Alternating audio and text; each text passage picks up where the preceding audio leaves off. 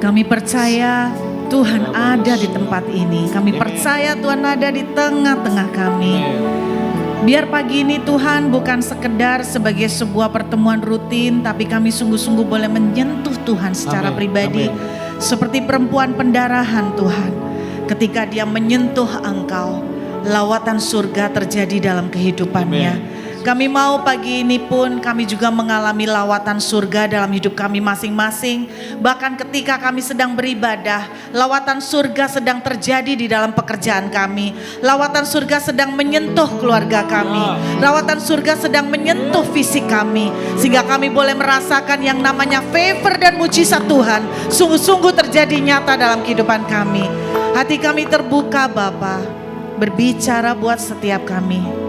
Kami rindu, kami boleh menangkap isi hatimu mendengar firman-Mu.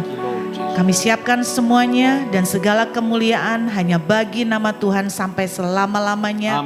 Haleluya. Amin. Puji Tuhan, silakan duduk Bapak Ibu Saudara yang dikasih Tuhan. Shalom semuanya. Apa kabar Bapak Ibu? Semua tetap semangat. Nanti habis kebaktian jangan komentar saya kok tambah bunder ya. Satu kali saya hadir di sebuah persekutuan doa. Hadir di satu persekutuan doa. Orang tuh kan macam-macam ya. Lalu kemudian setelah ibadah selesai saya keluar dari ruangan. Ada taci-taci datang. Untung gambar diri sudah dipulihkan sama Tuhan Bapak Ibu. Untung saya ini rada bandel-bandel gimana gitu. Untung sudah laku istilahnya gitu kan. Jadi gak pusing. Dia datang bilang begini. Aduh Bu, cek lemone. Masalah wetenge Bu. Isi apa iki wetenge. Ngelos gini. Sungguh Bapak Ibu secara manusia saya kepengen ambil lakban. Lalu tak plester itu mulut. Gila keterlaluan banget. Udah tahu nggak usah dinyatain dengan terang-terangan ya. Bener nggak Bu ya, setuju ya? Wah, wanita tuh yapa-yapa nggak seneng digituin ya. Bener ya? Masih sekebo apapun katanya ya. Meskipun sebuendel apapun perempuan itu selalu kepengen dipuji, bener nggak? Dipuji cantik lah minimal ya toh. Dipuji langsing lah, bukan langsung ya kan? Jadi awas ya setelah ini titip pesen dulu. Jangan sampai datang sama saya bilang begini. Kok tambah bunder? Sudah tahu saya lagi diet Bapak Ibu. Tapi setiap kali balik Surabaya gagal dietnya. Tadi saya menangkap kesaksian Catherine. Bahwa hidup di dalam favor Tuhan tuh enak banget. Saudara mau hidup dalam favor Tuhan? Saya 4 tahun sudah ada di Australia. Jadi udah 4 tahun didamparkan Tuhan. Dilempar Tuhan di Australia. Selama 4 tahun itu saya semakin melihat bahwa Tuhan itu sungguh real, nyata. Bunder kayak gini favor Tuhan. Kalau dipikir-pikir, saya hitung-hitung, saya timbang-timbang, kok bisa bunder ya? Karena selama di Australia sampai hari ini saya dengan suami tidak bekerja. Kami jobless, bangga lagi jobless. Gak ada kerjaan, jadi kalau Bapak Ibu tanya sama saya, lalu konseling, Bu gimana nih saya sudah lama gak punya kerja sama Pak. Saya sudah bukan saya males Bapak Ibu, saya ngelamar kok. Saya ngelamar kerja tapi gak diterima. Satu-satunya pekerjaan yang saya diterima waktu itu waktu ngelamar jadi domestic assistant. Namanya keren, ternyata buren saudara. Sungguhan, namanya keren toh, domestic assistant. Waduh, apa ini, asik ini. Yang aku tahu domestik, penerbangan domestik ya, kedatangan domestik, keberangkatan domestik, itu berarti lokal kan. Domestic assistant itu apa ya? Ternyata buron. Itu satu-satunya pekerjaan yang saya diterima. Terus enggak jadi ambil. Kenapa? Diweden-wedeni temen. Temen saya ngomong gini, Bu, aja mbok pikir jadi domestic assistant tuh gampang loh. Mentang-mentang karena enggak perlu ijazah ya toh. Di sini tuh beda sama Indo. Tiap rumah tangga, alat-alat chemicalnya tuh lain-lain. Lu lek salah, itu bisa dikomplain, bisa dituntut di pengadilan. Ya Tuhan, kami jadi buren pakai dituntut. Aduh, dorong kerja, sudah ada ancaman penuntutan. Orang wes gak jadi. Akhirnya nasib saya beginilah Bapak Ibu. Tadinya mau niru anaknya temen. Anaknya temen tuh enak sekali di McDonald. Cuman bolak-balik burger gitu tok lo ya kan. Enak banget, gajinya dia gede. Aku ngelamar, nggak diterima. Kenapa? Ketuaan. Mereka yang cari itu 16, 17, 18. Aku 50, bukan 15 ya kan. Jadi saudara, kadang-kadang saya nggak habis pikir kenapa saya bisa gemuk ya. Kenapa saya bisa nambah berat badan ya. Terus padahal dari genetik tuh kurus sekali. Makanya saya sekarang lagi cari kaos yang tulisannya dulu, sumpah gue pernah kurus. Kalau dipikir-pikir selama 4 tahun jobless, gak ada kerjaan, income gak ada, pengeluaran dolar, harga-harga dolar. Teman saya baru datang kemarin pertama kali, minggu lalu baru tahu yang namanya di Australia itu kayak apa. Setiap kali makan dia tanya sama saya, "Burut ini piro?" 25. Ini 18. Bakso gini tok 18. Aku masak lebih enak dari ini. Saya bilang, welcome to Australia. Saudara, pengeluaran dalam dolar, pemasukan gak ada. Tapi sampai hari ini hidup dan bunder itu favor namanya. Sungguhan, di situ saya melihat Tuhan itu hidup dan nyata. Saya mau mengingatkan Bapak Ibu pada pagi ini, siapa yang lagi menunggu janji Tuhan? Tolong angkat tangan. 10 tahun? Ada yang 10 tahun lebih? Oke. Ada beberapa orang. Saya merasakan bahwa ketika kita menunggu janji Tuhan sampai 10 tahun lebih, biasanya ada 2 kemungkinan, kita maju terus atau kita nyerah. Kita lanjut atau nyerah. Saya berharap Anda jangan menyerah. 2 minggu lalu seseorang menghubungin saya. Saya tahu betul 10 tahun yang lalu dia mendapatkan nubuatan. 10 tahun lalu. Nubuatannya tidak main-main, bukan dari satu hamba Tuhan, dari beberapa hamba Tuhan, bahkan hamba Tuhan yang tidak tahu sikonnya dia. Nubuatannya sebetulnya sederhana, minta keturunan. 10 tahun. 2 minggu lalu dia telepon dan WA saya, habis WA terus kemudian kita telepon-teleponan. Dia positif hamil setelah 10 tahun. Saya mau katakan buat Bapak Ibu, beberapa waktu terakhir ini saya ketemu orang-orang yang sudah lama nunggu janji Tuhan, itu terjadi loh tahun ini. Saya berdoa tahun 2024 akan menjadi tahun di mana yang lama nunggu, tahun ini boleh terjadi menjadi kenyataan. Amin. Saya bilang begini sama teman-teman di Zoom juga awal tahun 2024. Bahkan saya bilang begini, tahun ini boleh dibilang tahun yang mungkin tidak gampang karena kondisi politik. Yang pasti akan juga ngaruh ke ekonomi. Tapi di sisi yang lain saya justru melihat tahun ini tahun penggenapan janji, tahun breakthrough. Amin. Satu lagi buat ngiming-ngimingin Bapak Ibu sebelum saya baca firman. Kalau dimingin-mingi kan baca firmannya semangat. Yang terutama yang sudah 10 tahun lebih ini semangat gitu kan. Pasti kepengen tahu dong gimana caranya Bu, kan gitu. Saya di Australia tidak punya banyak teman. Boleh tanya Bu Melani.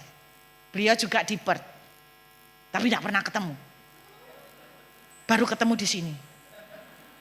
Sama-sama di Perth, tapi jarang ketemu. Besar soalnya.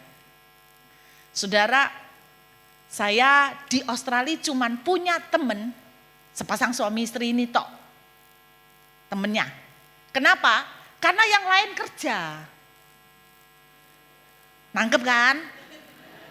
Senin sampai Jumat kerja. Malam mau tak ganggu tidur. Kesel. Sabtu dia pergi sama keluarga. Minggu mereka ke pelayanan di gereja masing-masing. Terus kapan? Jatah saya nggak punya teman. Saya cuma punya teman sepasang suami istri ini. Kenapa? Karena mereka juga sama kayak saya, pengangguran. Jadi di Perth itu ada 4 orang ini, kemana-mana deket, lontang-lantung bareng. Mau siang ada, mau sore bisa, malam possible. Kalau sudah masuk Surabaya kan susah ya. Kalau di Perth banyak waktu, lontang-lantung. Sama dengan saya, mereka berdua juga ngelamar kerja. Cuman bedanya gini, mereka itu dari background sudah pernah S2 di Eropa.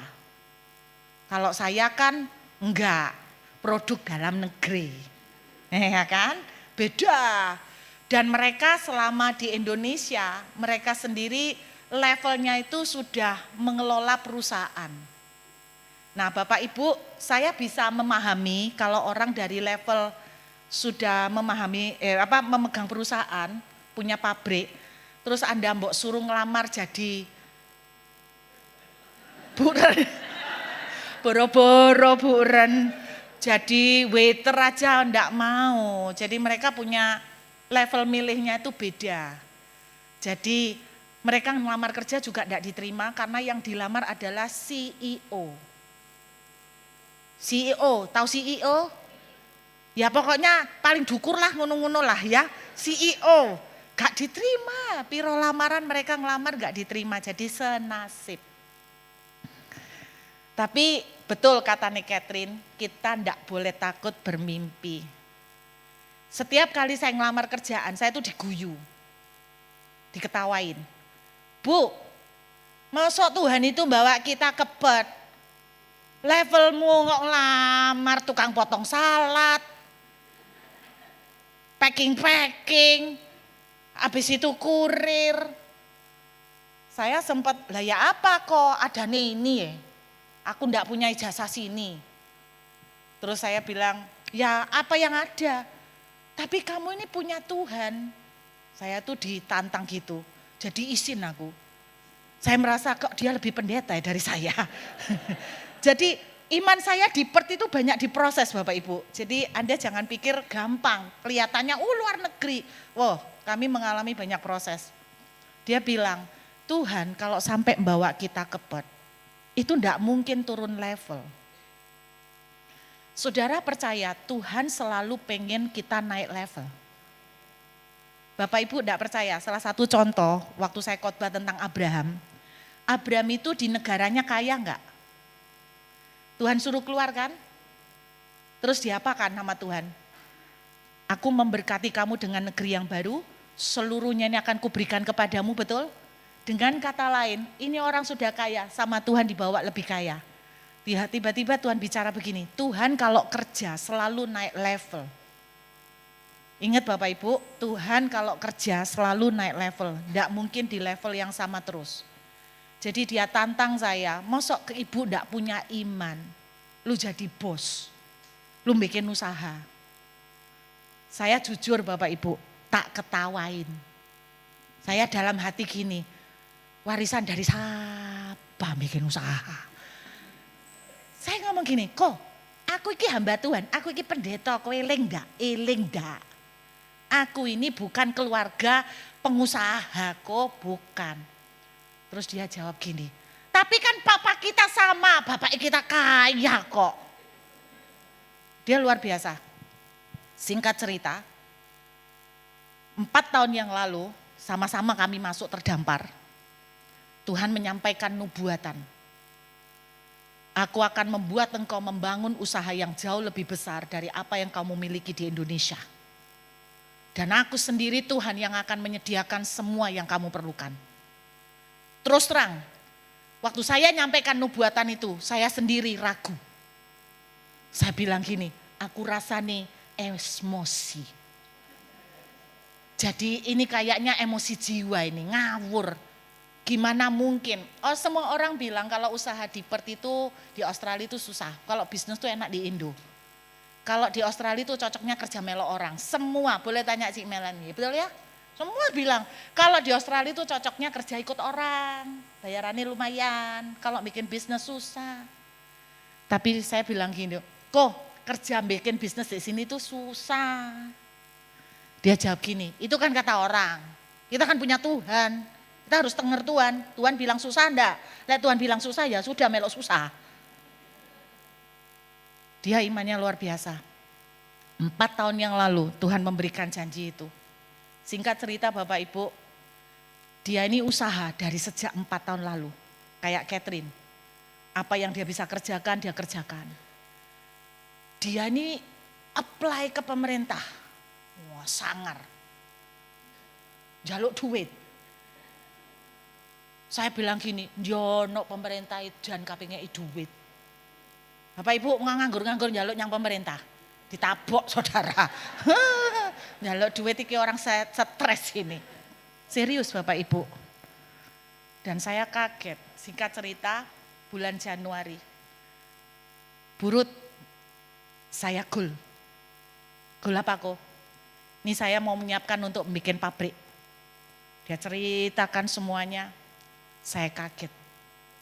Dia dikasih tok sama Tuhan, dikasih bukan dipinjami. Jadi kalau gagal enggak apa-apa, namanya juga dikasih. Terus saya tanya, kok dikasih berapa? Itu kan lebih menarik toh. Iya toh? Nah dikasih $400, bahkan 40 juta ya. Jaluk-jaluk ngisi-ngisini gitu kan. Dia bukan minta, tapi ternyata memang ada apa ya Bapak Ibu, ada kayak kesempatan sedang ditawarkan. Saya kaget Bapak Ibu, Anda tidak akan bisa menebak nilai yang dia sampaikan. Nah, boleh disensor nanti bagian ini ya Pak ya. Kalau enggak saya mari gitu didatengin orang, mereka pada mau pindah ke Australia gawat saya Pak. Bapak Ibu dia dapat surat dari dikasih sama pemerintah di sana. Ya toh, Bapak Ibu seneng lek cerita kayak gini. Lebih daripada cerita tentang kekudusan, lebih daripada cerita tentang pengampunan. Bapak Ibu lek cerita gini lah langsung tepuk tangan. Enggak apa-apa, memang seneng kok, saya juga seneng kok Bapak Ibu dengernya. Saya cuma mau bilang begini, enggak ada yang mustahil buat Tuhan. Saya mau katakan pada saudara, kalau Tuhan sudah janji, pasti dia tepati. Amin. Tuhan sudah janji, pasti dia tepati. Apapun yang sedang Bapak Ibu tunggu, jangan menyerah. Saya berdoa tahun ini juga akan menjadi tahun breakthrough bagi Bapak Ibu. Amin. Apa yang harus kita siapkan? Saya cuman pengen seperti judul yang ditulis di flyer, kebaikan akan menang. Izinkan saya memperlihatkan kepada saudara Galatia 6 ayat 9. Bisa ditayangkan enggak ayatnya? Galatia pasal 6 ayat yang ke-9. Ada satu hukum atau satu rule of the game, cara main yang ada di kerajaan Tuhan, di Alkitab. Yuk kita baca sama-sama, janganlah kita jemu-jemu berbuat baik karena apabila sudah datang waktunya kita akan menuai jika kita tidak menjadi lemah. Saya percaya yang dimaksud Galatia pasal 6 ayat 9 ini adalah berbicara tentang saudara dan saya yang sekarang sedang menunggu tuaian. Tuaian keuangan, tuaian pemulihan keluarga, tuaian breakthrough apapun. Tuhan ajarkan satu hukum di dalam Galatia 6 ayat 9. Kita akan menuai apa yang Tuhan janjikan juga termasuk pasti. Tapi kalau Anda baca ayat kalimat di atas, jangan kita jemu-jemu berbuat baik. Aneh ya, bicara tentang menuai janji Tuhan, menuai mujizat, menuai breakthrough, Tuhan ngomong konteksnya tentang berbuat baik. Ini yang saya mau bagikan. Bapak Ibu, ada satu bagian yang bisa kita lakukan kalau kita mau mengalami breakthrough, tuaian, adalah yang namanya berbuat baik. Loh, ini ayat yang firman Tuhan bilang. Jadi kalau boleh saya terjemahkan dengan bebas, kalau kita banyak berbuat baik, kita akan mesti menuai. Menuainya belum tentu berbuat kebaikan itu. Menuainya bisa apa yang Tuhan janjikan, apa yang kita tunggu-tunggu. Menuainya bisa berupa impian kita. Bisa nangkep saudara, menuainya bisa berupa impian kita. Saya mau tunjukkan sama Bapak Ibu, coba kita lihat di dalam Alkitab, Keluaran pasal 1 ayat yang ke-15 sampai dengan ayat yang ke-21. Kitab Keluaran pasal 1 ayat yang ke-15. Ada satu cerita di perjanjian lama saudara. Ada orang yang kita mungkin enggak familiar. Raja Mesir memerintahkan kepada bidan-bidan yang menolong perempuan Ibrani. Anda perhatikan, bidan-bidan ini menolong perempuan Ibrani, seorang bernama Sifra dan yang lain bernama Pua. Apa yang mereka lakukan? Kita baca ayat selanjutnya yuk. Katanya, apabila kamu menolong perempuan Ibrani pada waktu bersalin, kamu harus memperhatikan waktu anak itu lahir. Jika anak laki-laki kamu harus, tapi jika anak perempuan bolehlah ia hidup. Ini perintah Raja Firaun. Tetapi bidan-bidan itu takut akan Tuhan. Tidak melakukan seperti yang katakan Raja Mesir kepada mereka dan membiarkan bayi-bayi itu hidup. Perhatikan ayat yang ke-18. Lalu Raja Mesir memanggil bidan-bidan itu dan bertanya kepada mereka, mengapa kamu berbuat demikian, membiarkan hidup bayi-bayi itu? Ini jawaban mereka untuk membela diri ya.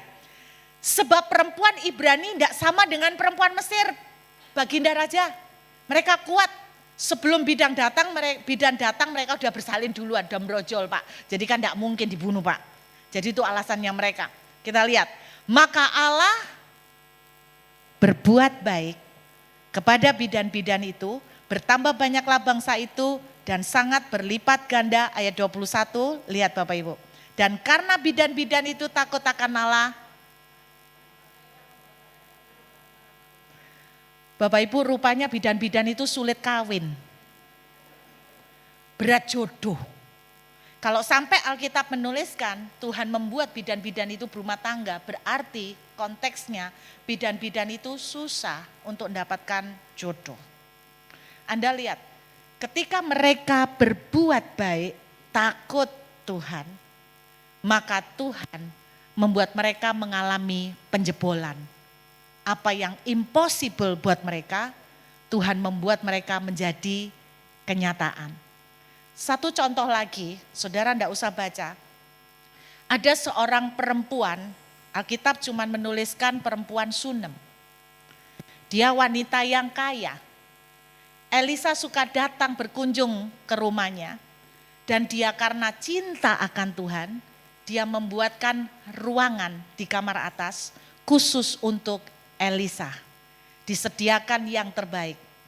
Alkitab menceritakan wanita ini mandul. Wanita ini tidak pernah doa minta anak. Bahkan wanita ini tidak pernah doa ngomong sama Elisa minta anak. Doakan opo Pak, Bapak kan sudah tak jamu. Doakan opo, sampaikan ke Tuhan supaya aku ini dikasih keturunan. Dia tidak pernah. Alkitab menuliskan bahkan Elisa pun tidak tahu kalau dia itu mandul. Tetapi Alkitab menceritakan ketika dia berbuat baik, maka Tuhan membalas. Nah, yang saya mau bagikan kepada Bapak Ibu pada hari ini adalah berbuat baik kepada Tuhan. Kalau kita berbuat baik kepada Tuhan, pasti kita akan berupa bentuknya berbuat baik sama orang. Saya kasih contoh, kalau kita berbuat baik untuk Tuhan, kita baca 1 Samuel 26 ayat 23 bagian yang pertama. Kitab 1 Samuel pasal yang ke-26 ayat yang ke-23 bagian yang pertama. Saudara, bagian saudara dan saya adalah berbuat baik. Seperti untuk Tuhan, kata Alkitab. Tuhan akan membalas. Ini bagian Tuhan, kebenaran dan kesetiaan setiap orang. Sebab Tuhan menyerahkan engkau pada hari ini ke dalam tanganku, tetapi aku tidak mau menjamah orang yang diurapi Tuhan. Singkatnya, kalau saudara berbuat baik karena Tuhan, untuk Tuhan, percayalah Tuhan tidak akan pernah mau berhutang. Amin. Tuhan tidak akan pernah mau berhutang. Ada sebuah kisah Bapak Ibu, sebuah kisah di dalam sejarah saudara ya. Ada seseorang yang menjadi bellboy di sebuah hotel di Philadelphia. Ini kisah nyata saudara. Orang ini namanya Josh. Orang ini kerja sebagai bellboy. Satu malam di tengah badai datanglah sepasang suami istri yang sudah umur datang ke hotel itu. Dia sudah mencari kamar hotel di banyak tempat tetapi semuanya full karena cuaca tidak bagus. Sampailah dia di hotel itu dan lagi-lagi kamar di hotel itu pun semuanya penuh. Lalu si Josh ini dengar bahwa orang ini tidak dapat kamar. Hatinya tergerak oleh belas kasihan. Lalu dia datang kepada orang tua ini dan berkata begini, Bapak, kami para pegawai, kami punya kamar yang biasanya kalau kami shift, kami di antara pergantian shift, kami kadang istirahat di sana. Dan saya pikir kalau malam ini Bapak mau mencari ke hotel-hotel yang lain, ini sudah terlalu larut. Dan Bapak kemungkinan gak dapat kamar. Kalau Bapak tidak keberatan, Bapak bisa istirahat di kamar saya. Di kamar untuk pegawai, memang bukan kamar mewah. Tapi cukuplah untuk beristirahat malam ini, tapi kamar itu cukup bersih dan besok Bapak bisa melanjutkan lagi untuk mencari tempat yang baik. Akhirnya diterima sama orang tua ini. Singkat cerita, selesailah hari itu. Beberapa bulan kemudian orang tua ini mengirimkan sebuah surat bersama dengan sebuah tiket. Dan dia kasih alamat supaya yang namanya Josh ini pergi ke tempat yang dia siapkan alamatnya. Dia pergi dengan tiket yang sudah disiapkan oleh orang ini. Ternyata Bapak Ibu, selama beberapa bulan orang ini membangun sebuah hotel. Orang ini membangun sebuah hotel di Philadelphia yang masih ada sampai hari ini. Dan dia bilang begini, ketika dia bawa orang muda ini, dia bilang begini, kalau kamu aja sudah begitu punya hati bagi orang tua seperti kami sampai menyediakan kamar yang terbaik, walaupun itu punya kamu sendiri, dalam arti sampai kamu ngebelain untuk tidak tidur dan kamu memberikan itu kepada kami, saya percaya kamu adalah orang yang pantas untuk dipercaya. Saya membangunkan hotel ini untuk kamu. Jadi itu kisah nyata Bapak Ibu, jadi akhirnya si Josh berubah levelnya dari bellboy menjadi pemilik sebuah hotel. Saya kasih tahu buat Bapak Ibu, ini kisah nyata. Kebaikan, saya dalam perjalanan tadi di airport di Juanda, pada waktu turun dari pesawat, tiba-tiba aneh, ada orang pakai tas. Dan tasnya itu kok ya persis orang itu pakai tas kok bisa macet di depan saya. Jadi akhirnya kan mau enggak mau baca tulisan tasnya. Dan tulisan tasnya itu aneh. Tulisannya itu gini, kebaikan yang kamu lakukan pasti akan kembali kepadamu. Saya langsung, kayak peneguhan apa yang mau tak sampaikan pagi ini. Kebaikan yang kamu lakukan pasti akan kembali kepadamu. Saudara, izinkan saya sharing supaya dari sharing Bapak Ibu mengerti. Di Australia selama 4 tahun, orang cuma lihat enak ya di luar negeri. Beberapa saudara mungkin sudah pernah mendengar sebagian kesaksian saya. Saya dalam 2 tahun pertama di Australia itu pindah rumah 5 kali. Bapak Ibu pindah rumah 1 kali aja mateng kon. 5 kali itu saya menjadi expert. Saya menjadi, Anda mau tanya tentang pindah rumah? Tanyalah saya. Sudah teruji 5 kali pindah. 5 kali pindah, 2 diusir. Jadi dari 5 kali itu yang 2 diusir. Yang 3 pindah baik-baik. Yang 2 diusir. Diusir secara sengaja dan diusir secara tidak sengaja. Saudara, pada waktu pertama kali diusir, usiran yang pertama. Ada seseorang dari Surabaya, saya tidak tahu mukanya sampai hari ini, tidak pernah tahu. Dia telepon saya bilang, saya dengar dari ponaan saya bahwa ibu butuh rumah. Rumah saya di Perth nggak kepake. Waktu itu masih lockdown, border ditutup. Ibu pakai aja. Saya tanya sampai kapan Ci? Nggak usah mikir sampai kapan. Ibu tinggal di sana sebetulnya juga sudah seperti nolong saya untuk jagain rumah. Dia bilang begitu. Nggak usah dipikir, saya lo belum bisa masuk ke Perth. Dia bukan permanent resident. Saya mungkin baru bisa balik ke Perth ya kalau sudah dibuka, dipinjamkan. Jadi jangan tanya berapa lama. Saya pindahan Bapak Ibu. Untuk pindahan sendiri pergumulan buat saya. Karena Bapak Ibu saya ini tidak ada kerjaan. Pindahan di Australia itu mahalnya. Aduhai. Bapak Ibu untuk nyewa mover, truk itu sekitar sampai paling cepat, pokoknya cepat ya, itu 5 juta. Itu paling cepat, paling 2 jam gitu 5 juta. Lebih dari 2 jam bisa sampai 8 juta. Teman saya sampai 8 juta sampai 9 juta. Terus habis itu belum kita packing-packingnya ya, packing. Jadi saudara saya tuh ngandalkan siapa? Ada teman yang kerja di pabrik roti, dia dibawai truk, tak pinjem truknya. Tapi dia yang nyetir, kita tidak bisa nyetir truk. Jadi dia dengan rela mau minjemin. Jadi itu, tapi kan gak mungkin terus-terusan Bapak Ibu. Coba bayangkan aku 5 kali. Terus orang ini tak minta tolong 5 kali. Dia lama-lama mikir orang ini dikeati kok ngerogorem pelo ya gitu kan. Dia juga kan pasti melok bantu-bantu untuk angkat. Pada waktu saya pindah ke rumah itu dengan sulit ya. Rumah orang ini rupanya kan rumah zamannya orang Cina lama. Wih barangnya kebal. Surat-surat dari zaman tahun 93 itu saya ada. Padahal gak penting semua, tapi kan aku gak berani buang. Jadi tak totoin, semua barangnya banyak. Gak sampai 1 bulan saya ditelepon. Ibu saya minta maaf suami saya berubah pikiran, saya kasih ibu waktu untuk keluar. Saya bohong kalau bilang segampang itu ditampar pipi kanan kasih pipi kiri. Saya bohong. Reaksi pertama saya tersinggung. Reaksi pertama saya marah. Itu pertama kali saya ngerasa saya kayak, maaf ya Bapak Ibu, saya merasa kayak diperlakukan kayak anjing.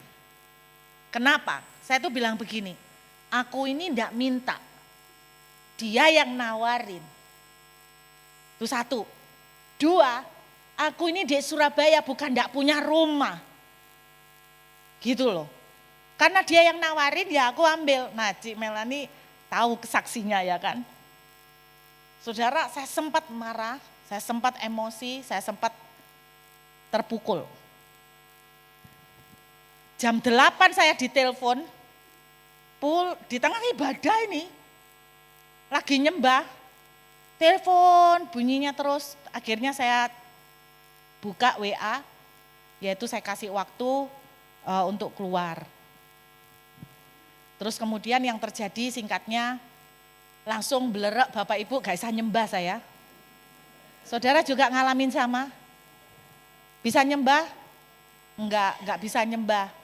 sebentar enggak bisa nyembah, terus akhirnya nangis.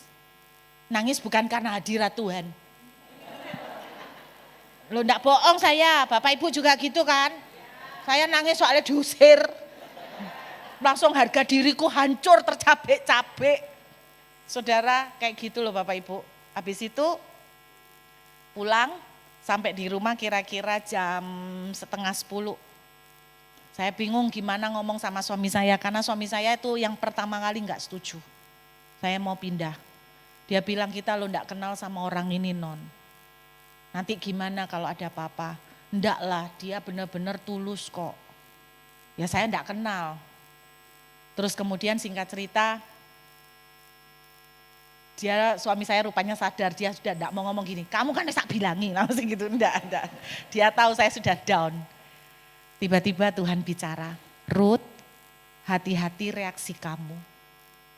Reaksi kamu akan menghalangi berkatku. Langsung saya sadar, tarik nafas.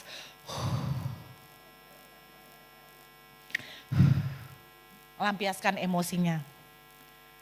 Lalu saya tidak lama berdoa, Tuhan saya marah. Tapi saya mau melepaskan pengampunan dan keikhlasan. Saya bless orang ini, saya berkati dia.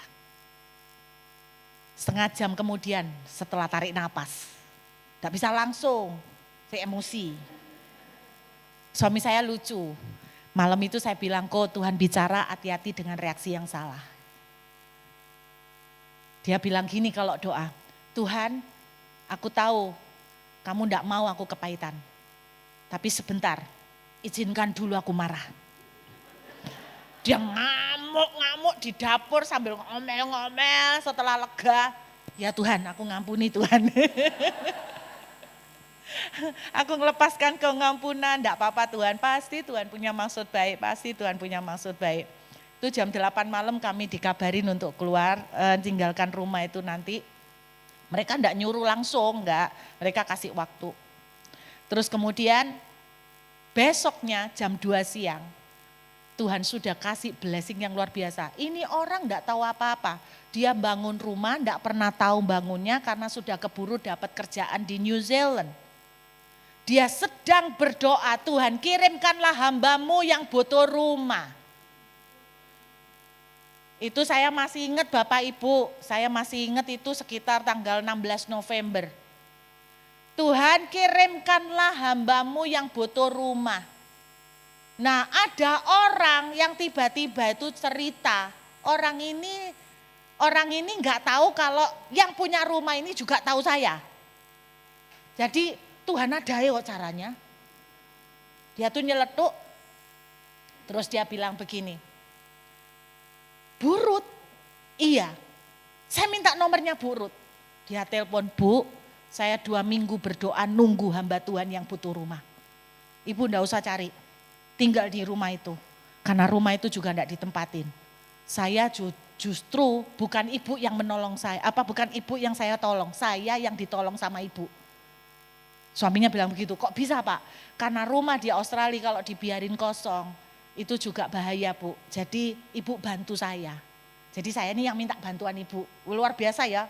Padahal aku yang dipinjemi, tapi dia ngomong, bukan ibu yang saya bantu, saya yang dibantu ibu.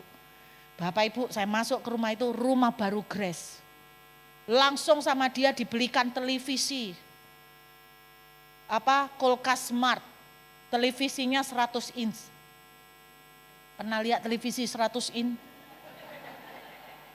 Jarak pandangnya pendek. Jadi waktu lihat 100 inch dengan jarak pandang pendek, film pertama yang saya coba Iron Man. Saya lihat Iron Man gelut, tukaran tuh ya. Fighting, saya bingung, kepalanya di situ, kaki di sini. Saya bingung iki lihat sini nih, kepalanya apa kakinya. Kebingungan saya sampai pusing aku Bapak Ibu, serius 100 in. Kalau jarak pandang segini oke, jarak pandangnya pendek langsung beloloan. 100 in. Ada jacuzzi, ada refrigeratornya, kulkasnya tuh smart Bapak Ibu, bisa YouTubean, bisa telepon dek kulkas. Jadi Bapak Ibu bayang notit, ya halo. Saya bilang, Bu, kamu lo ndak nempatin, ngapain beli semua mewah-mewah. Suaminya orang bule jawab gini, buat hamba Tuhan kami harus kasih yang terbaik. Wow. Itu pengusiran pertama. Ketika kita bisa berbuat baik, Tuhan tidak pernah utang. Percayalah. Amin. Dan kalau Tuhan yang tidak mau utang, berarti bayarnya Tuhan lebih-lebih. Saudara, Anda jangan berharap dibayar orang. Mungkin Anda berbuat baik sama seseorang, terus orang itu tidak balas. Orang itu kalau balas cuman berapa? Bersyukurlah kalau Tuhan yang balas. Wow, itu jauh lebih plus. Justru kalau orang itu tidak balas, enak. Kenapa? Soalnya Tuhan tidak mau utang. Ini wes baik, tapi dia tidak sambayar, tak bayar. Itu plus. Jadi bersyukurlah kalau Bapak Ibu ketemu orang yang Anda sudah baiki tapi orang itu tidak balas. Bersyukurlah kalau ada suami-suami yang wis mbok baiki tapi suamimu jahat, gak iso bales oh. Tuhan yang bales plus luar biasa. Serius. Pengalaman rumah kedua. Yang diusir maksud saya. Tapi ini diusir tidak diperencanakan. Saya setelah menjadi permanen residen, saya itu mau cari rumah. Berhubung enggak punya duit. Tapi karena dari jadi permanen residen, kami ada dapat kemudahan-kemudahan termasuk harga dan DP. Pokoknya ngono lah, DP ini gampang gitu, kecil. Akhirnya milihlah rumah yang semurah mungkin. Tapi dasar ya pikirannya orang Indonesia. Semurah mungkin, segede mungkin, kan ngono ya toh. Semurah mungkin, segede mungkin. Enggak boleh, kalau sudah di Australia itu pikiran Indonesia enggak boleh dibawa, kacau. Akhirnya saya milih semurah mungkin, segede mungkin. Tanah yang saya beli, rumah yang saya dapat itu luasnya 700. Bangga. Orang kan enggak tahu. Padahal kalau di Surabaya itu mungkin daerah Kembang Kuning ngono loh Bapak Ibu, kira-kira seperti itulah Bapak Ibu kan. Orang enggak tahu, buruk punya rumah ya, suge ya. Oh sampean kan gak ero. Orang sana bilang kalau rumah daerah yang saya beli itu daerah yang doji, resek. Tinggallah, gede 700. Ini dasar serakah. Anda jangan bayang rumah besar di Surabaya. Rumah besar di Surabaya Anda nyewa tukang kebun murah Bu. Sedino paling membayar piro. 200.000 wis seneng orangnya ya toh. Bukan bersani kebun. Sana gak gelem sak jam gocap dolar gopek jeng. Kolam renang, rumahku ada kolam renang nih sing dulu. Orang langsung buru soge ya rumah yang kolam renang. Anda tidak tahu. Kolam renang manggil orang berseni tok lu 9 juta. Orang wes gak tak berseni bapak no. Jadi sejak dapat rumah itu sampai tak jual lagi gak pernah tak renangi. Soalnya apa? Gak sanggup berseni Bu. Bukan cuman berseni. Saya gak pernah tahu kalau di belakang rumah saya, tetangga saya adalah tetangga yang cukup resek. Mereka orang-orang yang gak berpendidikan. Pas kok apes yo, pas dek belakang. Bapak Ibu tahu apa yang mereka lakukan? Mereka buang sampah, mereka lempar batu, batunya sebesar separuhnya paving. Itu kalau saya pas dek belakang terus ketimpo, apa enggak mati? Sekali ngelempar 13 batu tak kelompokno koleksi aku. Saya mau ditanya, ibu enggak lapor sama pemerintah? Sudah lapor, mereka mau menindak. Tapi sebelum mereka menindak, saya tiba-tiba sadar, saya tanya gini, ada kemungkinan enggak mereka membalas ke saya? Ibu tolong ya, mereka bisa enggak tanpa tahu yang melaporkan saya? Dia ngomong, kami pasti enggak mungkin ngomong, pemerintahnya bilang gitu. Tapi mereka kan pasti tahu, yang laporan lempar batu pasti kan tetangga belakang. Kan tahu. Jadi kalau mereka tahu ya apa? Ya kamu harus siap. Kalau mereka melakukan counter attack. Saya baru tahu kalau suku mereka itu kalau counter attack serem. Sak kampung bela. Nah kalau dilempari terus diserbu lebih akeh mateng aku mudiar. Aku duwe anak wedok-wedok cewek semua. Terus lek tak tinggal lak kepikiran. Akhirnya saya langsung telepon, aku tarik deh, nggak jadi. Jadi gimana? Mereka nggak usah nggak usah wis biarin. Saya nangis. Saudara tahu apa yang saya lakukan? Tuhan berkati mereka. Dalam hati, walaupun bencana. Berkati mereka Tuhan, berkati mereka. Terus saya tuh nangis, Bapak Ibu, Tuhan ampuni keserakahan Ruth. Ruth itu milih rumah, ya gini nih lo nyari sing semurah mungkin, segede mungkin. Saya belajar dari pengalaman Bapak Ibu, walaupun rumah itu mahal, tapi kalau Tuhan mau tidak ada yang mustahil. Jadi kadang-kadang otak kita tuh batasi kuasa Tuhan, tahu enggak? Saya bilang saya salah milih. Biasanya kalau milih itu tanya Tuhan, kali itu enggak tanya. Dam. Cari sing segede mungkin, semurah mungkin, ekonomis. Loro kabeh, tanah sak gitu gede nih Bapak Ibu. Nah di Australia itu anginnya sering keras sih. Itu yang namanya daun-daun termasuk tanah terbang kabeh masuk ke kolam Pak. Haleluya, siapa mau berseni Pak. Serem waktu saya mau lihat sudah ada ikan kecil-kecil. Itu kemana ikan kecil-kecil ini? Kayak uget-uget gitu saudara. Keri toh mau masuk. Itu yang terjadi loh Bapak Ibu. Ono anak kodok barang. Lama-lama saya pikir bukan kolam renang tapi kolam ikan. Saudara, saya ngomong Tuhan ampuni saya milih tanpa tanya sama Tuhan. Tuhan bicara. Nak, aku tahu kamu udah salah, tapi enggak usah takut. Bereaksilah dengan benar. Dari kesalahanmu, aku bisa datangkan kebaikan. Akhirnya aku bereaksi benar. Wis, sempat kepahitan aku ambil orang belakang. Mau tak kutuk tapi nanti balik dia aku lah repot ya. Tuhan bilang menabur kebaikan. Kalau yang kita tabur kutuk kan kutuknya mau enggak mau juga kita tuai kan. Jadi hati-hati. Wis mengampuni melepaskan berkat. Setelah 1 tahun tinggal di rumah itu, akhirnya saya ngomong gini, Tuhan boleh enggak Ruth pindah. Karena serangan mereka tambah hari tambah luar biasa. Mereka bakar-bakar persis di pagar kok. Wih kok lek miber yang rumahku piye. Serem ya Bapak Ibu. Serem banget. Jadi kalau kami pergi keluar ke Indonesia gitu mereka lompat berenang di kolam renang saya. Loh kotor gitu Bu, mereka enggak apa-apa ya. Kita sempat mikir apa tak kotorin aja gitu. Biar mereka enggak bisa berenang, enggak bisa mereka enggak takut juga. Ya udah kita tetap melepaskan berkat. Akhirnya waktu setelah 1 tahun Tuhan bicara, keluar. Sekarang waktunya kamu tawarkan rumah ini, lepaskan. Bapak Ibu saya baru sadar saya tuh salah milih rumah. Waktu beli rumah itu enggak ada sing lihat. Rumah itu sudah lama ditawarkan enggak laku-laku. Saya baru setelah terjadi. Dan ketika terjadi, Bapak Ibu kalau lihat rumah di sana, Bapak Ibu tanya sama orang yang pernah di Australia. Lihat rumah enggak kayak di sini Bapak Ibu cuma dikasih waktu 30 menit. Suka enggak suka take it or leave it. Jadi saya terpesona dengan furniture yang dipasang, ada di Pasio, dikasih furniture dari rotan, dikasih TV, wah enak ya kayak villa di Bali. Setelah rumah jadi, itu furniture kan diangkut semua. Terus enggak lama hujan, bocor kabeh banjir.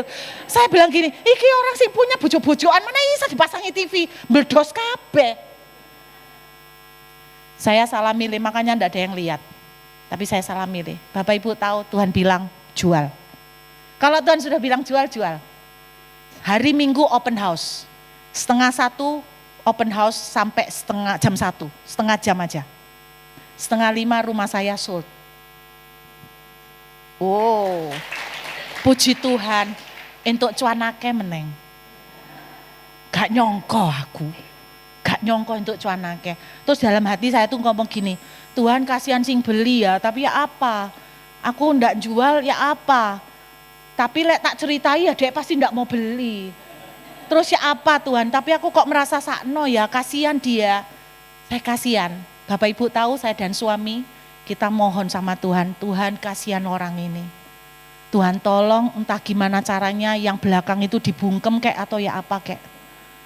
Supaya enggak mengganggu orang ini, kasihan kalau sampai lempar-lempar.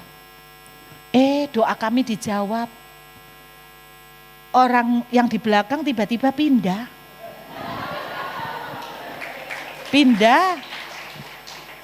Bapak Ibu, yang paling penting Anda dan saya berbuat baik. Bukan untuk orang itu, tapi untuk Tuhan. Karena ketika engkau memiutangi Tuhan, Tuhan tidak akan tinggal diam. Tuhan pasti akan membayar sak bunga-bungai. Berbuat baiklah. Walaupun suamimu mungkin berlaku jahat, tetaplah berbuat baik. Walaupun engkau punya seseorang yang menyakiti, tetaplah berbuat baik. Sebab engkau sedang memiutangi Tuhan. Ingat, kalau engkau nunggu orang itu berubah, balasannya cuma segitu tok. Tapi kalau orang itu tidak berubah, berarti kan dia tidak bisa membalas kebaikanmu. Percayalah, Tuhan yang membalas. Justru bersyukurlah kalau orang itu tidak bisa membalas, karena balasan Tuhan jauh lebih spektakuler. Boleh saya mengundang Bayu kembali ke depan? Saya berdoa teman-teman di tempat ini, tetaplah berbuat baik, tetaplah bersikap dengan yang tepat. Siapa yang doanya belum dijawab? Siapa yang sempat kecewa sama Tuhan? Tolong jujur angkat tangan. Loh, apakah kalau kita kecewa berarti kita tidak rohani? Ini manusiawi kok. Saya juga kecewa sama Tuhan, pernah.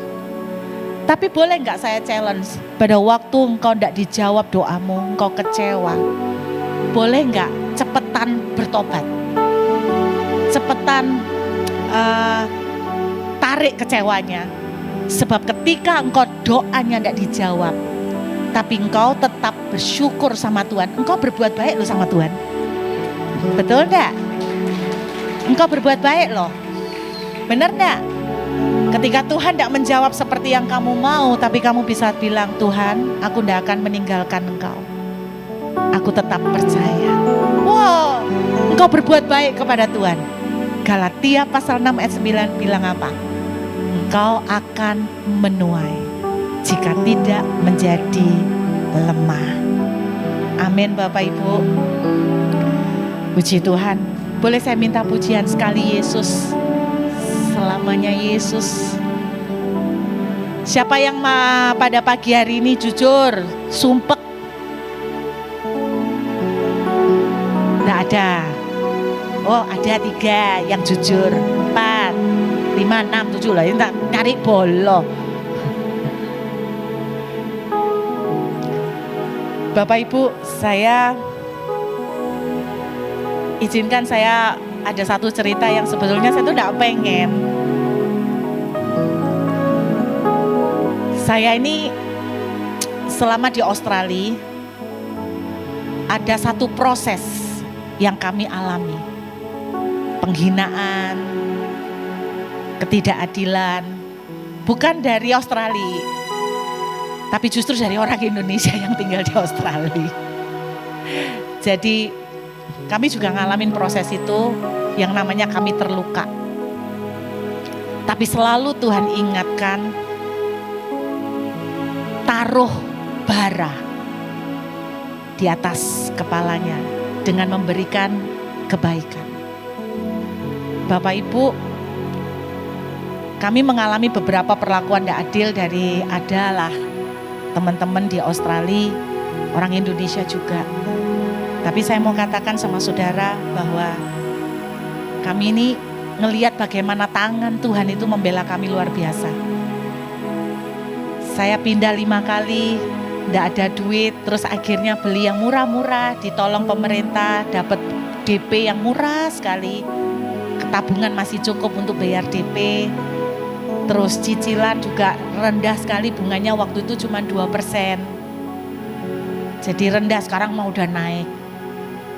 Terus singkat cerita Bapak Ibu, satu kali Tuhan bicara, Ruth,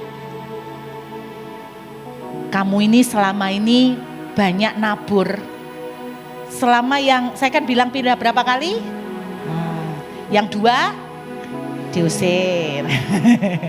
Yang 3 enggak diusir. Tapi saudara tahu, ini kebaikan kecil sebetulnya. Keluarga yang menampung saya itu baik banget. Dan pada waktu mereka pindahan, ya namanya anak-anak ya enggak bisa ngomong ya. Anak-anaknya mereka itu sorry dalam tanda kutip itu rodok cari cara untuk cari cara untuk enggak melok pindahan gitu loh. Nanti alasan apa, jadi akhirnya yang usung-usung saya sama suami, sama anak-anak. Bapak Ibu enggak pernah toh pengalaman berdiri di di bin. Bapak Ibu tahu enggak di tempat pembuangan sampah itu ada yang kayak belakangnya truk itu loh Bapak Ibu, gede. Itu kalau di sana kan nyewa. Kalau mau pindahan buang barang itu kan nyewa. Saya itu sampai masuk di sana, tak foto loh aku. Saya punya portofolio. Jadi pemulung, berdiri di bin. Saudara sempat ngenes kok kayak pemulung ya. Saudara, Tuhan itu cuman ngomong, kamu selama ini setia dengan rumahnya orang. Kamu setia dengan rumah orang. Sekarang waktunya tiba, aku akan memberkati kamu. Saudara, tiba-tiba Tuhan itu ngomong gini, satu kali saya lihat-lihat rumah, enggak ada duit. Kali ini saya belajar dari pengalaman, enggak mau cari yang semurah mungkin, sebesar mungkin. Saya sekarang belajar mau Tuhan yang milihkan. Saya lihat-lihat tugas saudara dan saya dalam langkah dengan iman. Walaupun tidak ada duit, melangkah, lihat-lihat. Sing dilihat pasti sing cilik-cilik, sing murah-murah. Pas lewat cilik-cilik, muter-muter tidak ada lagi sing dilihat. Loh kok ada rumah lagi open house? Masuklah, api ya rumah ini. Api cuman ngomong gitu tok, dalam hati Tuhan bicara, ambil rumah ini. Aku mau rumah ini untuk kamu. Saya baru ngerti tahun 2017 ada seorang hamba Tuhan di conference di Jakarta, Nabi. Dia tumpang tangan sama saya, dia bilang begini, aku melihat engkau akan dibawa Tuhan ke sebuah tempat yang ada kata rivernya. Nah, rumah saya ada nama suburbnya Southern River. Saudara, ayatnya pun dikasih, ternyata nomor rumahnya ayat. Tuhan bilang, ambil ini. Saya tanya, how much is it? Langsung mau semaput. Suami saya bilang, ayo kita keluar. Jangan kelamaan, nanti tambah down. Ayo kita keluar. Kok Tuhan bilang, ini mateng aku. Mateng wis, dia bilang, aku paling takut istriku aneh-aneh. Saudara, Anda tidak pernah pengalaman, saya keluar barang, tidak ada rumah. Saya sudah doa sama Tuhan, tolong jangan pengalaman yang terjadi pada Om Yusak terjadi ke saya. Om Yusak keluar barang, gak tahu mau pindah mana. Ternyata Tuhan menepati. Saya keluar barang, ngaplok, suami saya terbaring terkapar di lantai. Nggak bisa nangis. Dia bilang, non, aku nggak kuat jalan dengan iman koyok ngene. Aku gak kuat non, duwe bojo ngejak jalan iman koyok gini. Aku gak kuat. Dia di lantai, gak kuat. Pandangan kosong. Saya aslinya ya nggak kuat, langsung migrain. Tapi Bapak Ibu tahu, saya hari itu tiba-tiba Tuhan ingatkan bereaksi dengan benar. Saya ngucap syukur, saya nyanyi, terima kasih Tuhan. Tiba-tiba pemilik rumah membolehkan kami masukin barang 15 menit kemudian. Kenapa dia enggak ngizinkan? Karena enggak ada duitnya. Simple sih, tak bukain. Dia enggak ngizinkan karena enggak ada duitnya. Nah terus kok tiba-tiba berubah pikiran? Enggak tahu. Pokoknya yang penting barang diselamatkan dulu. Ranjang kasur ngono kabeh ya opo. Terus kemudian pindahkan. Malamnya jam 8 malam, ini sungguhan buka kartu Bapak Ibu. Kalau Anda lihat rekening saya, kami nggak ada duit. Seseorang telepon, dia bilang, Ibu Ruth, saya disuruh Tuhan untuk telepon. Ibu Ruth butuh berapa? Saya disuruh kirim. Deredek saya, deredek, gemeter. Itu yang saya bilang, Tuhan itu real, Tuhan itu nyata. Siapa yang mau ninggalkan Tuhan? Saya jawab, kok enak? Ikut Tuhan jauh lebih enak daripada ndak ada Tuhan. Amin. Karena itu Bapak Ibu, tetaplah menabur kebaikan. Tuhan ndak pernah tutup mata. Siang hari ini mari kita tutup mata sebentar. Kita datang menghampiri Tuhan.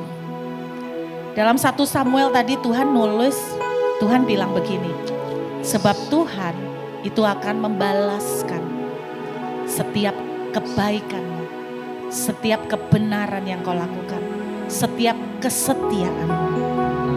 Mungkin kau sudah berbuat baik, tapi orang itu semakin berbuat jahat. Tapi engkau tetap berbuat baik, bukan untuk orang itu, tapi karena untuk Tuhan. Dan ini pegangan kita, kebaikan pada akhirnya akan membawa kemenangan. Sebelum kita bisa mengalami breakthrough Bapak Ibu, tabur kebaikan. Kebaikan sama Tuhan. Bisakah saudara bersyukur dan bukan ngomel atau mengkritik Tuhan karena doa saudara tidak dijawab? Bisa enggak saudara enggak berkata, Tuhan aku sudah pelayanan, mana pertolonganmu? Bisa enggak kita berhenti untuk mengucapkan seperti itu? Kita membalas, Tuhan, terima kasih.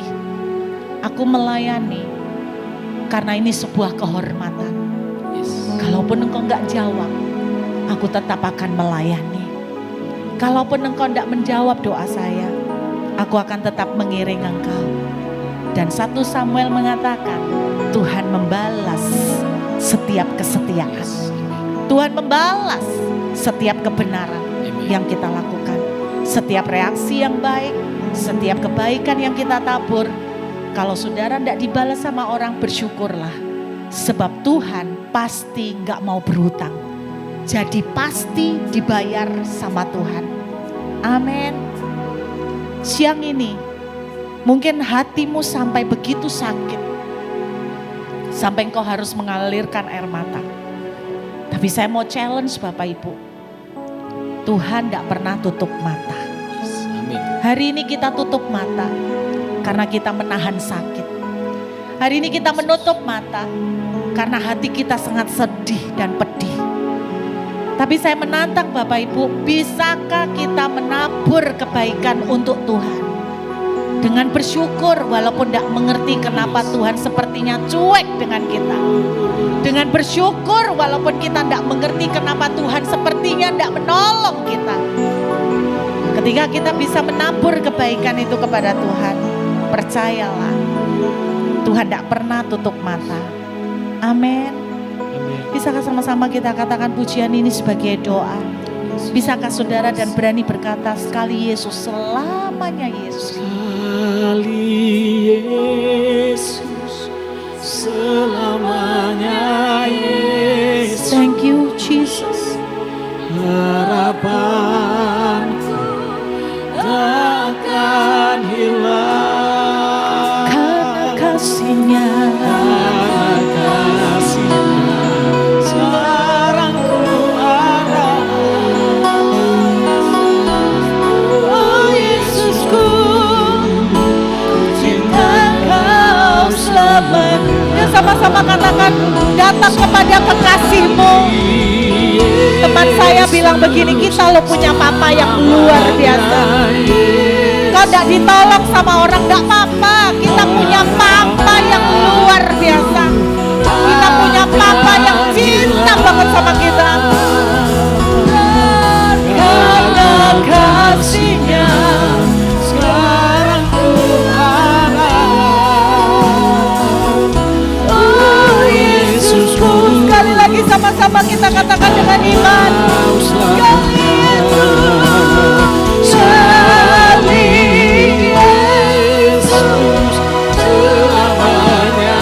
Yesus.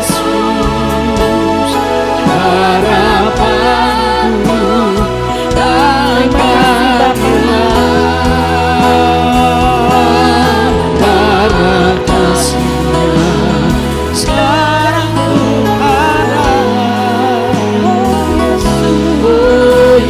Yesusku, ku cinta Kau selamanya.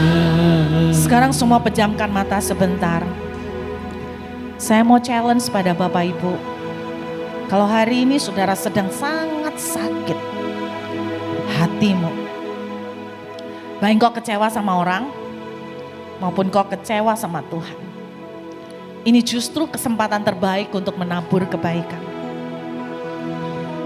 Saya mau mengajak, kalau engkau sedang sangat terluka, mungkin kau kecewa juga dengan Tuhan, berani enggak saudara ngangkat tangan terus ngomong gini sama Tuhan, Tuhan, aku mau bereaksi dengan benar. Terima kasih buat kehadiran orang yang melukain saya ini. Terima kasih untuk setiap ketidakadilan yang saya terima. Terima kasih untuk perlakuan yang buruk yang saya terima. Saya tidak bisa pungkirin saya sakit. Tapi Tuhan, saya mau seperti bidan-bidan itu, seperti Sifra dan Poa Tuhan. Saya mau menabur kebaikan untuk Tuhan. Saya mau melepaskan pengampunan. Saya mau melepaskan kebaikan buat orang-orang yang menyakiti saya. Dan saya mau bersyukur kepada Tuhan, walaupun doa saya belum dijawab. Saya mau berterima kasih untuk setiap proses yang Tuhan izinkan terjadi dalam hidup saya. Tuhan, aku berdoa, tangan yang terangkat ini, kami tahu tidak mudah, tapi Engkau melihat mereka mau. Tidak mudah tapi mereka mau. Mereka mau belajar siang hari ini untuk tetap menabur kebaikan di tengah kondisi mereka tidak sanggup. Di tengah kondisi mereka sulit untuk melakukannya, tapi mereka mau melakukannya. Seperti kedua bidan itu Tuhan. Dan aku percaya kekuatan-Mu akan Kau turunkan untuk mereka, sehingga mereka mampu melakukan kehendak Allah. Dan aku juga percaya seperti kata firman-Mu dalam 1 Samuel, bahwa Tuhan akan membalas setiap kebenaran dan kesetiaan mereka. Tuhan tidak akan pernah tutup mata. Dan aku berdoa setiap tangan-tangan yang terangkat ini, tahun ini akan menjadi penjebolan buat mereka. Aku berdoa mereka akan melihat breakthrough. Mereka akan melihat penjebolan dalam keuangan mereka. Mereka akan melihat penjebolan di dalam pekerjaan mereka. Mereka akan melihat breakthrough di dalam keluarga mereka. Mereka akan melihat breakthrough di dalam segala karir dan impian-impian mereka. Berkati tangan-tangan ini Tuhan, berkati. Sampai mereka menang dan sungguh-sungguh mereka akan menikmati upahnya. Sebab kami tahu Tuhan tidak pernah berhutang. Terima kasih Bapa, terima kasih buat siang hari ini. Hamba telah menyampaikan sebagian kecil dari kebenaran firman-Mu. Dan hamba mau mengembalikannya Tuhan. Semua pujian, semua kemuliaan serta hormat hanya Tuhan Yesus saja yang layak untuk menerimanya sampai selama-lamanya. Di dalam nama Yesus yang bersyukur sama Tuhan, sama-sama katakan amin. Tuhan memberkati Bapak Ibu.